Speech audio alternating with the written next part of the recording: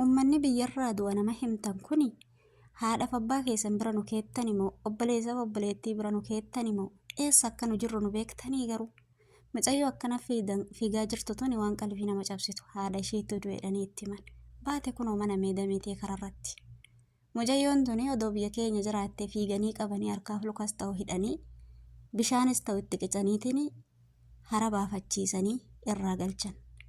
Uummanni nu bira jirru kun uummata bineensa yaabbileen kiyya uummata yoo ilmoon isaanii dhibamee qofaan qabu maaksii funyaanii kaayatanii yookiin haakima fidan bira hin deemne doktora itti ergan jechuudha. Uummata akkasii bira jirra nuti.